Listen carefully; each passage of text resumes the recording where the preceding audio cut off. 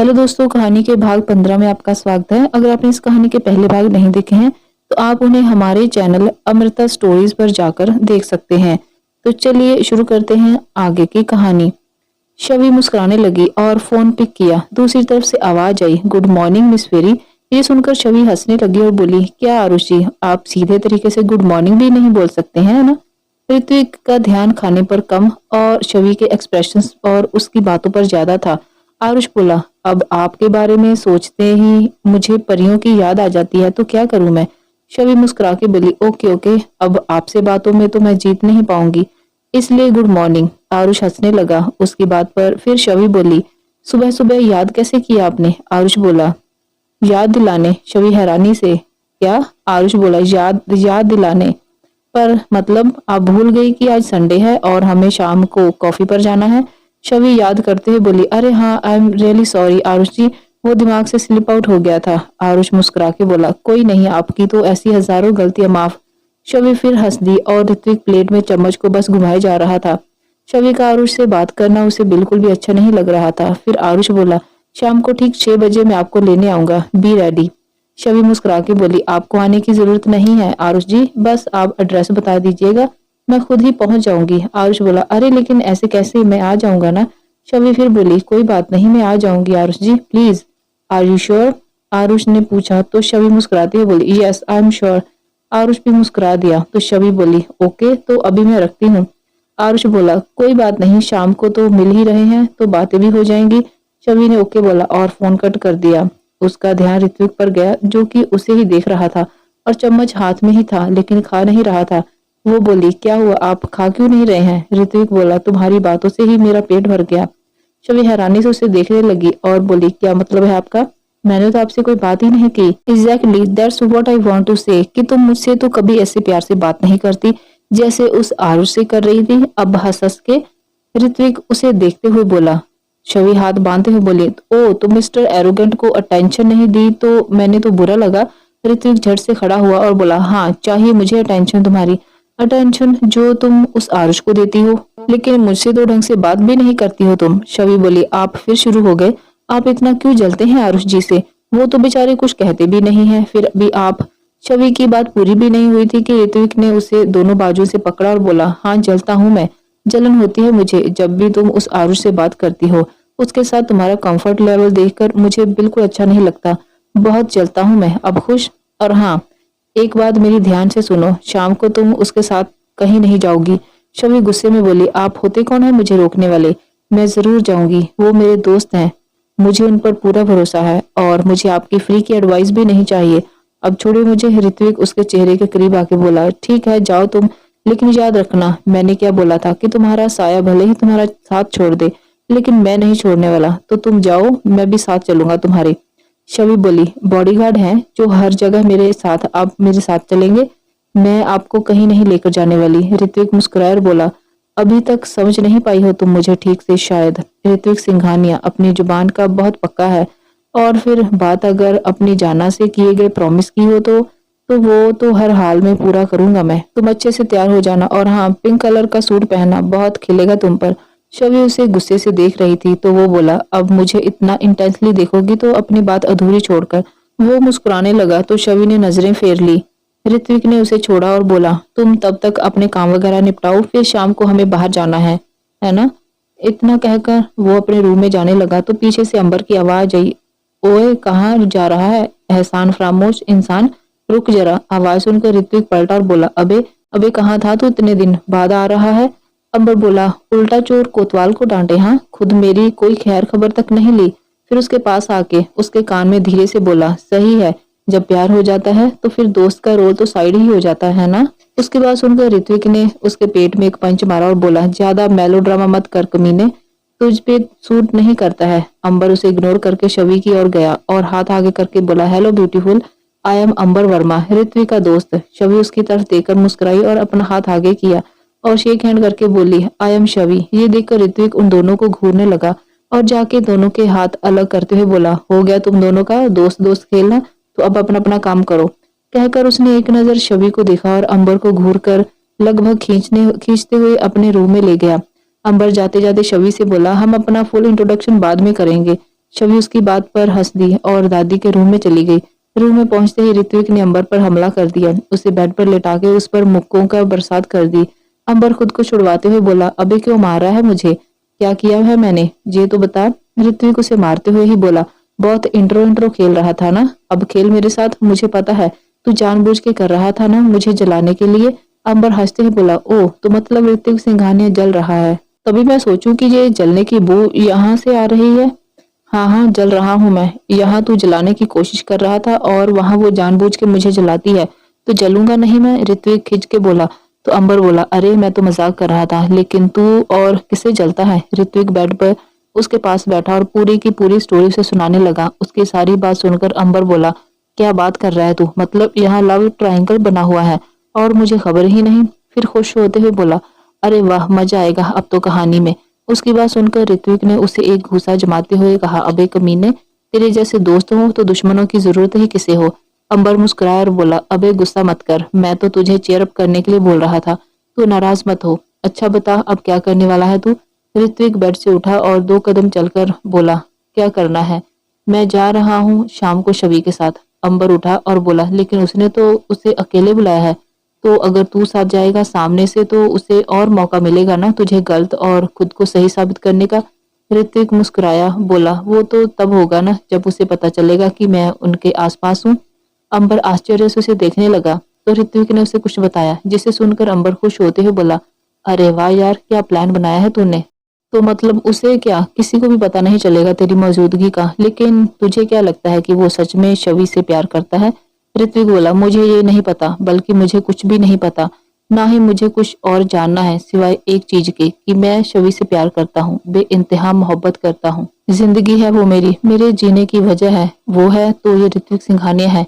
बस यही पता है मुझे। और रही बात उस आरुष की, तो उसने बहुत गलत इंसान को पाने का सपना देखा है और उसका ये सपना तो अधूरा ही रह जाएगा, क्योंकि जब तक ऋत्विक सिंघानिया जिंदा है मेरी जाना तब तक मुझसे दूर नहीं हो सकती, और अगर मैं मर भी गया तब तक मैं उसे भी अपने लिए उतना ही पागल कर दूंगा जितना कि मैं हूँ उसके लिए। फिर वो चाहकर भी मेरे मरने के बाद भी किसी और की नहीं हो सकेगी। अंबर हंसता हुआ उसके पास आया और बोला, वाह यार, मुझे तो यकीन ही नहीं हो रहा है कि मेरा दोस्त किसी को इस हद तक चाह सकता है। ऋत्विक मुस्कुराया और बोला, यकीन तो मुझे भी नहीं हो रहा है, लेकिन सच्चाई यही है। फिर दोनों ने थोड़ी देर बातें की। तब तक डॉक्टर के पास जाने का टाइम हो गया और ऋत्विक अंबर के साथ नीचे आया और दादी से बोला, तैयार हैं? चलिए दादी। आप? दादी बेमन से बोली, हाँ तैयार ही हूँ। अंबर बाय बोलकर वहां से चला गया। तो चलिए फिर जल्दी, ऋत्विक ने बोला। तो दादी ने शवी को आवाज लगाई। शवी दादी की सारी रिपोर्ट्स लेकर आती है और तीनों कार में बैठकर चल दिए। थोड़ी देर में वो लोग डॉक्टर के क्लिनिक पहुंचे और दादी के सारे चेकअप करवाए। डॉक्टर ने कहा, वेरी इंप्रेसिव मिसेस सिंघानिया, आपका शुगर लेवल तो बिल्कुल कंट्रोल में है, लगता है पूरा परहेज कर रही है आप। ऋत्विक हंसकर बोला, डॉक्टर कर नहीं रही हैं बल्कि करवाया जा रहा है, वो भी जबरदस्ती। डॉक्टर हंसकर बोले, अरे इनके साथ कौन जबरदस्ती कर सकता है भला? दादी शवी को देखते हुए तपाक से बोली, यही है डॉक्टर, मेरी नई माँ। उनकी बात पर सब हंस दिए और कुछ देर बाद दादी की दवाइयां लेकर निकल गए। शवी ने कहा, मुझे आश्रम में ही उतार दीजिए। दादी बोली, अरे हाँ ऋत्विक बेटा, अब इसे आश्रम में ही जाने दो, इसे कुछ जरूरी काम है। दादी की बात सुनकर ऋत्विक ने फ्रंट मिरर से शवी को देखा और मुस्कुराते हुए बोला, हाँ दादी अभी उतार देता हूँ। फिर उसने शवी को आश्रम के पास उतारा और गाड़ी से निकलकर बोला, चलता हूँ जाना, तैयार रहना, 5:30 बजे आऊंगा तुम्हें लेने। शवी चिढ़कर बोली, आपसे कहा ना मैंने कि आप नहीं आएंगे। ऋत्विक कुछ सोचकर बोला, अच्छा ठीक है, तुम नहीं चाहती तो मैं नहीं आऊंगा, लेकिन फिर मेरी एक बात तो तुम्हें माननी ही पड़ेगी। शवी उसे घूर कर बोली, बोली अब क्या है? अगर तुम मुझे लेकर नहीं जाना चाहती तो फिर मैं अपने ड्राइवर को कार के साथ भेज दूंगा, उसके लिए मना मत करना प्लीज। शवी उसे पीछा छुड़ाने के लिए बोली, ओके फाइन। ऋत्विक खुश होकर बोला, थैंक यू सो मच जाना। तभी दादी बोली, चल चीकू बेटा, आया आया दादी, कहकर वो शवी को बाय बोलकर चला गया। शवी भी अंदर चली गई। ऋत्विक कार ड्राइव करते हुए सोचने लगा, थैंक यू सो मच जाना, तुमने मेरा काम आसान कर दिया। अब मैं तुम्हारे आसपास भी रहूंगा और तुम्हें पता भी नहीं चलेगा, और आज तुम्हारे लिए कुछ खास भी करूंगा, वहां पर देखना तुम। शवी आश्रम पहुंची और थोड़ी देर आराम करने चली गई। उधर आरुष घर में पहुंचकर अपने रूम को तहस नहस कर चुका था। पूरे कपड़े कबर्ड से निकालकर बेड पर ढेर लगाया हुआ था, लेकिन कुछ पसंद ही नहीं आ रहा था। फिर फाइनली टाइम को देखते हुए उसने अपने लिए एक टी शर्ट, जीन और ब्लेजर निकाला और चेंज करके चला गया। फिर अपने शूज, घड़ी सब कुछ रीचेक किए और मॉम को बाय बोलकर और कमरा साफ करने का बोलकर निकल पड़ा। और कान को फोन लगाया शवि का नंबर डायल करके। शवि ने फोन उठाया और बोली, जी आरुष जी बोलिए। आरुष एक्साइटमेंट में बोला, तैयार हो गई आप? जी बस हो गई। अपने एड्रेस भेजा क्या? जी मैंने अभी सेंड किया है, देख लीजिए। और मैं आऊं क्या लेने आपको? नहीं नहीं, मैं टाइम पर पहुंच जाऊंगी, आप पहुंचिए। ठीक है फिर मिलते हैं, बाय कहकर दोनों ने फोन कट कर दिया। आरुष तो आज इतना खुश था कि पूछो ही मत। शवि ही कुछ ही देर में तैयार होकर आश्रम के बाहर आई तो देखा कि कार खड़ी है और कोई इंसान उसके टेक लगा के खड़ा था। वो कुछ आगे बढ़ी तो उस आदमी का ध्यान शवि पर गया और शवि ने भी उसे देखा। उसने व्हाइट कलर की ड्राइवर की यूनिफॉर्म पहनी हुई थी और सर पे पगड़ी पहनी हुई थी और दाढ़ी मूछ भी थी।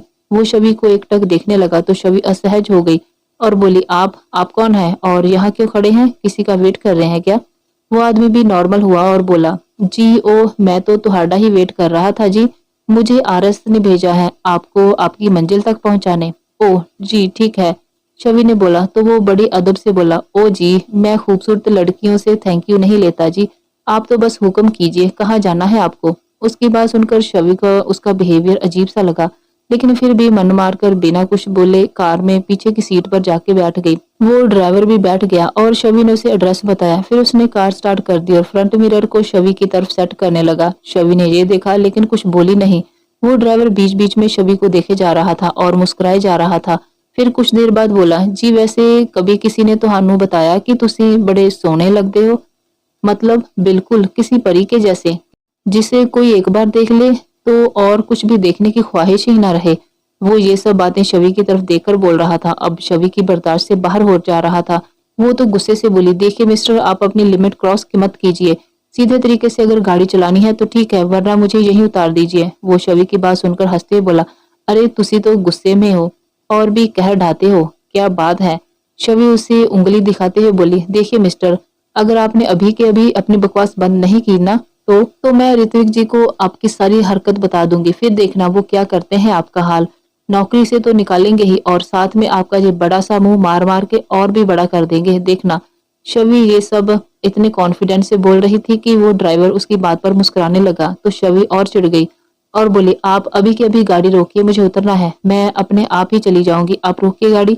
ड्राइवर मुस्कुराया और गाड़ी की स्पीड बढ़ाते हुए बोला, ओ जी तुसी तो नाराज हो गए जी, मैं तो मजाक कर रहा था, आप प्लीज बुरा ना मनाओ जी और मेरी शिकायत ना करना आरएस सर से, वो बहुत ही गुस्से वाले हैं, मेरी नौकरी का सवाल है जी। वो रिक्वेस्ट करने लगा तो शवि बोली, ठीक है नहीं करूंगी, लेकिन अब आप चुपचाप अपनी गाड़ी चलाइए। ओ जी चंगा। फिर कुछ रुककर बोला, वैसे आप काफी अच्छे से जानती हो हमारे आरएस सर को, है ना? शवि थोड़ा इतराते हुए बोली, जी बहुत अच्छी तरह से। वो मुस्कुराया और बोला, वो गुस्से वाले तो हैं पर बहुत ही चंगे स्वभाव के हैं।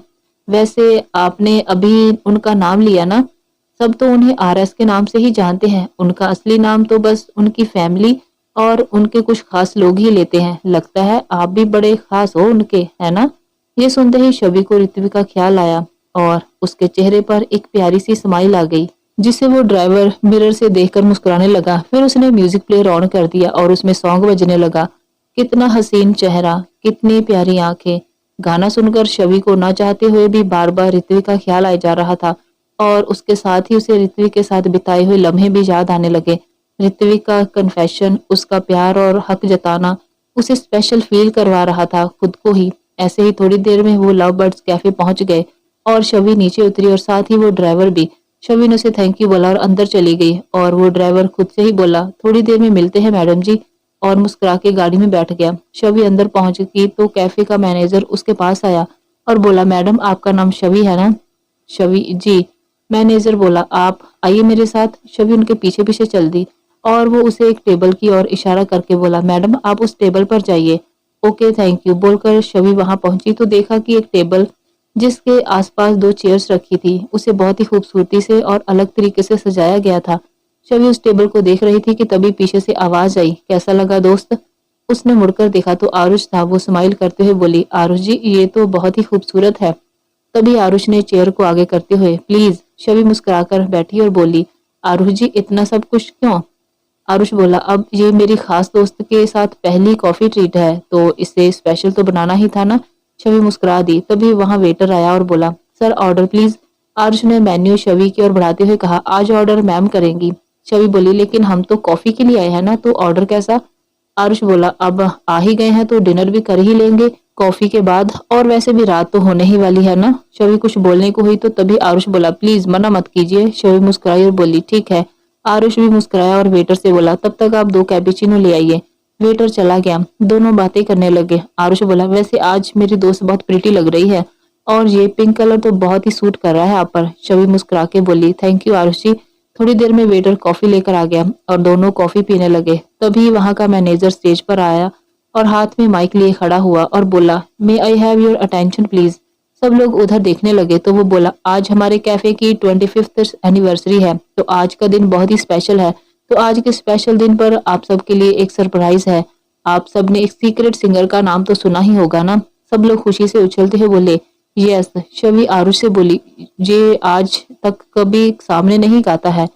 आरुष बोला, ये सीक्रेट सिंगर वही तो है ना जो सिर्फ प्लेबैक ही गाता है। नाम तो मैंने भी सुना। तभी मैनेजर बोला, आज तो यह आप सभी के सामने परफॉर्म करने वाले हैं और साथ ही साथ अपनी रियल आइडेंटिटी भी आप सबके सामने रिवील करेंगे। और एक जरूरी बात, आप लोग उन्हें पहले से ही जानते हैं। ये बात सुनते ही सब खुसर फुसर करने लगे। तो मैनेजर फिर बोला, सुनिए सुनिए, बहुत जल्द पता चलने वाला है कि वो कौन है, तो आप लोग अभी सिर्फ उनकी एक उम्दा प्रस्तुति को एंजॉय कीजिए। इतना कहकर वो नीचे उतर जाता है और एकदम से सारी लाइट्स बंद हो जाती हैं। फिर कुछ सेकंड बाद स्टेज के बीचों बीच एक स्पॉटलाइट ऑन हुई और सबका ध्यान उस तरफ गया। वहां पर एक सिविल चेयर पर एक शख्स बैठा था। ऑडियंस की तरफ उसकी पीठ थी तो उसके हाथों में एक गिटार था। सब लोग बड़े ही उत्सुक थे उस शख्स का चेहरा देखने के लिए। उसने मैनेजर को इशारा किया तो उसने माइक उस शख्स को थमा दिया। उसने माइक लिया और बोलना शुरू किया, हेलो एवरीवन, कैसे हैं आप सब? उम्मीद है बढ़िया होंगे। मुझे तो जानते ही है ना आप सभी। ऑडियंस जोर जोर से चिल्लाने लगी। वो मुस्कुराया और बोला, यस यस, आज तक आपने सिर्फ मेरी वॉइस ही सुनी है, लेकिन आज मेरी असली पहचान भी आप सबके रूबरू करने वाला हूँ मैं। और आज का मेरा ये स्पेशल परफॉर्मेंस मेरी एक स्पेशल वन के नाम, जी हाँ, मेरी स्पेशल वन जो मेरे लिए क्या है ये बताने के लिए शायद शब्द कम पड़ जाएं, क्योंकि वो मेरी जिंदगी है मेरी, और उसके होने से मेरी ये सांसें चलती हैं और मेरा ये दिल धड़कता है। तो अब आप सभी के पेशे खिदमत है ये खास परफॉर्मेंस। उसने अपना गिटार की तरंगों से खेलना शुरू किया और एक मीठी सी धुन उस सबके कानों में तृप्त करने लगी। सब लोग उसके धुन में खो से गए। फिर उसने अपनी सिविल चेयर को घुमाया और सबकी तरफ चेहरा कर लिया, लेकिन फिर भी उसका चेहरा नहीं दिखा क्योंकि उसने अपने चेहरे को मास्क से कवर किया हुआ था। उसने गिटार को प्ले करते हुए ही सामने की तरफ देखते हुए मुस्कुराए कर गाना शुरू कर दिया, मैं इश्क उसका वो आशिकी है मेरी। फिर वो चेयर से उठा और स्टेज पर चलते हुए गाने लगा। शवी आरुष से बोली, कितनी अच्छी आवाज है ना आरुष जी? आरुष मुस्कुराकर बोला, हाँ बहुत। फिर अपने मन में ही, हाँ जल्दी से ये सब खत्म हो ताकि मैं थोड़ी देर तुमसे बात कर सकूं। वो शख्स स्टेज की स्टेयर से नीचे उतरते हुए नीचे ऑडियंस के बीच में जाते हुए, बेताबियों में है वो राहत का मौसम, उसके लिए ही मेरी चाहत का मौसम, वो लड़की नहीं जिंदगी है मेरी। सब लोग उसके गाने में खोए हुए थे और वो ऑडियंस के बीच में घूमते हुए धीरे धीरे शवी और आरुष के टेबल की ओर बढ़ रहा था। उसने आगे गाना शुरू किया। वहां पहुंचकर उसने अपना हाथ अचानक से ही शवी के सामने कर दिया और गाने लगा, वो मेरी जाना वो मेरी जानम। शवी और आरुष हैरानी से उसे देखने लगे तो उसने खुद ही शवी का हाथ अपने हाथ में लिया और तो शवी खड़ी होकर उसे देखने लगी। उसने बिना देरी किए ही उसे लेके चल पड़ा स्टेज की तरफ। शवी इतने लोगों में कुछ बोल भी नहीं सकी और आरुष भी मजबूरन अपनी सीट पे मन मारकर बैठा रहा। वो शवी को स्टेज पे ले आया। सारी ऑडियंस उसे हैरानी से देख रही थी कि इतने लोगों में से उसने सिर्फ उसी लड़की का हाथ क्यों थामा, और सबसे ज्यादा वहीं बैठी लड़कियों को शवी से जलन हो रही थी।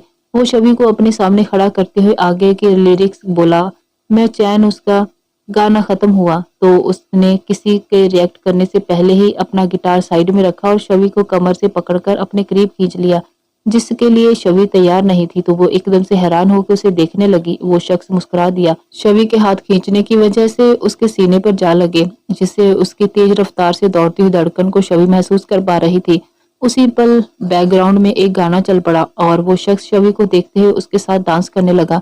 शवी बस हैरानी से उसे देखे ही जा रही थी और वो उसे देखकर मुस्कुराते हुए गाने के लिरिक्स भी साथ ही साथ गा रहा था।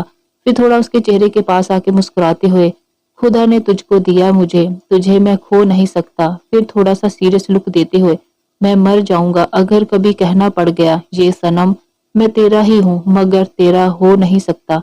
शवी के लिए ये सब बिल्कुल ही समझ से परे था। उसे कुछ समझ ही नहीं आ रहा था और उधर आरुष भी शवी के साथ उसे डांस करते देखकर बहुत चिढ़ रहा था।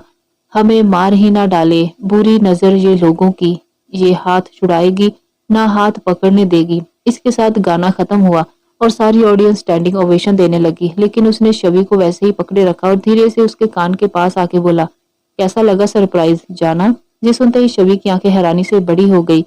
ऋत्विक की आवाज जैसे ही शवि के कानों में पड़ी, उसकी आंखें एकदम बड़ी बड़ी हो गई और उसके मुंह से एकाएक निकला, ऋत्विक। मुस्कुराया और बोला, हाँ मैं। और भला किसकी हिम्मत हो सकती है इतनी कि तुम्हें इतने लोगों के बीच से यहाँ लाए और तुम्हारे साथ डांस करे? तभी उन दोनों के कानों में सबकी तालियों की आवाज पड़ी तो ऋत्विक बोला, अब तुम्हें जो भी जानना है सब बाद में इंतमाम से पूछ लेना, अकेले में। और आंख मार दी। शवि उसे अलग होने को हुई। मैं तुम्हें छोड़ूंगा लेकिन तुम स्टेज से नीचे नहीं जाओगी, यही मेरे साथ खड़ी रहोगी, वरना मैं यूं ही तुम्हें पकड़े रखूंगा और सबको बता दूंगा कि तुम ही मेरी जाना हो। शवि उसे हैरानी से देखने लगी तो वो बोला, सोच लो, रहोगी ना यहाँ? शवि ने हाँ में धीरे से गर्दन हिलाई तो उसने उसे छोड़ दिया। मैनेजर ने आके ऋत्विक को माइक थमाया तो उसने बोलना शुरू किया, मेरा परफॉर्मेंस तो कैसा लगा आप लोगों को? सब लोग चिल्लाने लगे, बहुत अच्छा। वो मुस्कुराया और बोला, बहुत बहुत शुक्रिया आप लोगों के इतने प्यार और सम्मान का। तो जैसा मैंने प्रॉमिस किया था कि अब मैं आप सबको अपनी असली पहचान दिखाने जा रहा हूँ, तो रेडी हैं आप सब? सब चिल्लाते हुए या। ऋतिक ने एक नजर शवि की तरफ देखा और फिर सामने देखते हुए धीरे से अपना मास्क निकाला। उसने जैसे ही अपना मास्क निकाला सब लोग हक्के बक्के रह गए और आरुष तो अपनी सीट से झटके से खड़ा हो गया। सब लोग जोर जोर से एक साथ बोले, आरएस जी, मैं आप सभी का आरएस और आपका चहेता सीक्रेट सिंगर भी। सब बहुत हैरान हुए कि ऋत्विक सिंघानिया सिंगिंग भी करता है और वो भी सीक्रेट सिंगर बनके। ऋत्विक बोला, आप सब हैरान मत होइए, एक्चुअली सिंगिंग का शौक तो मुझे बचपन से ही था, लेकिन कर ली मैंने बिजनेस स्टडी। फिर मैंने सोचा कि बिजनेस के साथ साथ अपना पैशन भी तो कैरी ऑन कर सकते हैं ना, तो मैंने as a secret singer industry में कदम रखा और आप सबके इतना प्यार लुटाया मुझ पर, वो भी सिर्फ मेरी वॉइस को सुनकर। बहुत बहुत आभारी हूँ मैं आप सभी का। तो आज मेरी तरफ से आप सभी के लिए यहाँ डिनर और साथ में जो भी आप चाहें सब मेरी तरफ से, तो एंजॉय कीजिए। लोग उसकी तरफ बढ़ने लगे लेकिन उसके गार्ड्स ने उन्हें रोक लिया और वो शवि को अपने साथ लेकर स्टेज से नीचे आया और सीधा आरुष के पास गया। आरुष अभी भी किसी शौक में था जैसे। ऋत्विक ने जाके उसके सामने चुटकी बजाई तो वो होश में आया। ऋत्विक मुस्कुराते हुए बोला, क्या हुआ आरुष, इतना चौंक क्यों गए? मुझे एक्सपेक्ट नहीं कर रहे थे ना क्या? आरुष शवि की तरफ देखकर फिर ऋत्विक की तरफ झूठा मुस्कुराते हुए बोला, बिल्कुल नहीं कर रहा था। ऋत्विक बोला, कोई बात नहीं, अब आदत डालो मेरे दोस्त, क्योंकि अब बहुत सी अनएक्सपेक्टेड चीजें होने वाली हैं। ये तो बस एक ट्रेलर सा था। आरुष उसकी बात को समझ तो रहा था लेकिन शवि के सामने कोई जवाब नहीं दे सकता था, तो वो बस हल्का सा मुस्कुरा दिया और बोला, खैर बधाई हो, अब तो तुम्हारा फेम डबल हो गया। फिर शवि की तरफ देखकर बोला, अब इसका फेम डबल हो गया है तो इसकी फीमेल फैन फॉलोइंग तो और भी डबल हो जाएंगी, है ना? उसके बाद पर शवि थोड़ी सी मायूस हो गई तो ऋत्विक बोला, हाँ भले ही मेरी कितनी भी फैन फॉलोइंग क्यों ना हो जाए, लेकिन वो सब सिर्फ फैंस ही रहेंगी, कभी मेरी पर्सनल लाइफ का हिस्सा तो कभी नहीं बन जाएंगी ना। लेकिन हाँ, अगर तुम कहो तो उनमें से एक तुम्हारे लिए जरूर चूज कर सकता हूँ। फिर शवि की तरफ देखकर, क्यों, सही कहा ना? शवि कुछ नहीं बोली तो ऋत्विक बोला, खैर ये सब बातें छोड़ो, चलो हम तीनों मिलकर खाना खाते हैं, मैंने टेबल बुक कर रखी है। तभी मैनेजर आया और बोला, yes sir, your table and your dinner is ready, please come with me. Ritwik ने शवि का हाथ पकड़ा और चल दिया। शवि हैरानी से उसे देखने लगी और आरुष और भी चिढ़ गया। तभी शवि ऋत्विक से बोली, सुनिए मैं खुद चल सकती हूँ। ऋत्विक ने उसे मुड़कर देखा और फिर आरुष की तरफ देखकर बोला, मुझे पता है लेकिन मैं चल रहा हूँ ना, तो तुम भी चुपचाप चलो। शवि कुछ नहीं बोली और चुप करके उसके पीछे साथ चल पड़ी। आरुष भी मन मार के चल दिया। वैसे तो उसका मन कर रहा था कि वो ऋत्विक को यहाँ से भगा दे, लेकिन अफसोस कि वो सिवाय अभी कुछ नहीं कर सकता था। तीनों टेबल पर आए और बैठ गए। वेटर ने खाना सर्व किया। शवि धीरे धीरे से खाने लगी और आरुष और ऋत्विक भी खाने लगे। डिनर करने के बाद ऋत्विक बोला, जब तक डेजर्ट आता है मैं तब तक हैंड वॉश करके आता हूँ, और वो उठकर चला गया। तभी आरुष भी बोला, मैं भी आता हूँ हैंड वॉश करके। शवि ने गर्दन हिला दी तो आरुष भी गोली की तरह वॉशरूम की तरफ चल दिया। ऋत्विक हाथ धोकर पलटा तो सामने ही आरुष उसे घूर रहा था।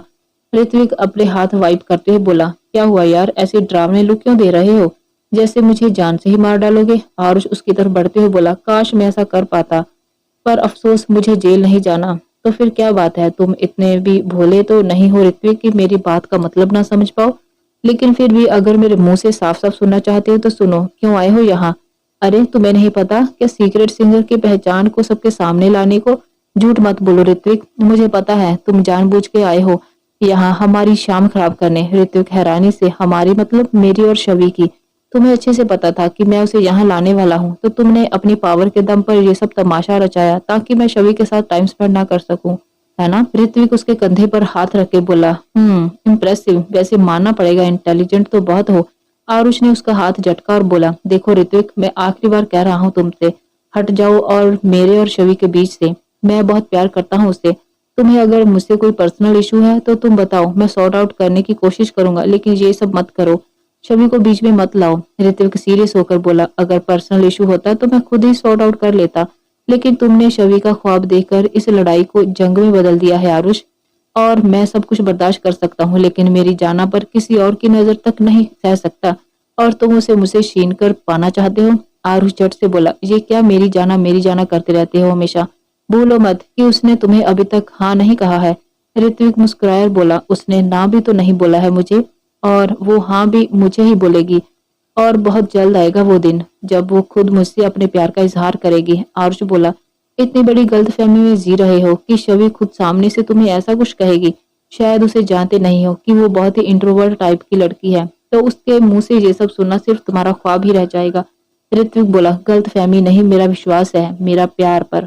और उसने अब तक भले ही अपने मुंह से कुछ ना कहा हो, लेकिन उसकी आंखों में देखा है मैंने अपने लिए प्यार, जो बहुत जल्द ही उसकी जुबान पर भी आएगा। देखो ऋत्विक, मैं बेकार की बहसबाजी नहीं करना चाहता हूँ, तो प्लीज अपना ये प्यार नाटक बंद करो। मुझे पता है तुम कोई प्यार व्यार नहीं करते हो शवि से, तुम मुझे सिर्फ नीचा दिखाने। इसके आगे वो कुछ बोल ही नहीं पाया, क्योंकि ऋत्विक ने उसे कॉलर से पकड़ा और दीवार से लगा के बोला, एक और लफ्ज अगर मेरे प्यार के खिलाफ अपने मुंह से निकाला ना, तो कसम है मुझे अपनी जाना की, यहाँ से वापस तुम नहीं, तुम्हारी डेड बॉडी जाएगी। मैं कुछ भी बर्दाश्त कर सकता हूँ, लेकिन मेरे प्यार पर कोई सवाल खड़ा करे ये मुझे गवारा नहीं। और तुम तो सीधे सीधे इल्जाम लगा रहे हो मेरे प्यार को। नाटक बोलने की हिम्मत भी कैसे हुई तुम्हारी? तुम्हें अब तक सिर्फ शवि के खातिर बर्दाश्त कर रहा हूँ, वरना अब तक तो। आरुष ने भी उसका कॉलर पकड़ा और गुस्से से उसे घूरते हुए बोला, क्या करते हो तुम? हाँ बताओ मुझे, अभी तो तुम्हारे सामने हूँ, करो जो भी करना है। मैं डरता नहीं हूँ तुमसे, और हाँ तुम कुछ भी कर लो, मैंने पहले भी कहा था कि शवि को मेरे दिलो दिमाग से तुम तो क्या कोई नहीं निकाल सकता। तुम मेरे डेड बॉडी भेजोगी यहाँ से बाहर तो ठीक है, गो अहेड, लेकिन क्या लगता है तुम्हें कि मुझे मारना बहुत आसान है तुम्हारे लिए? मैं कोई सड़क छाप रोमियो नहीं हूँ जिसे तुम दो चार पंच मारकर भगा दोगे। लिसन मिस्टर ऋत्विक सिंघानिया, मैं आरुष मिश्रा हूँ, और मैं इतना कमजोर नहीं हूँ कि तुम्हारी खोखली धमकियों से मैं डर के मैं शवि से दूर चला जाऊंगा।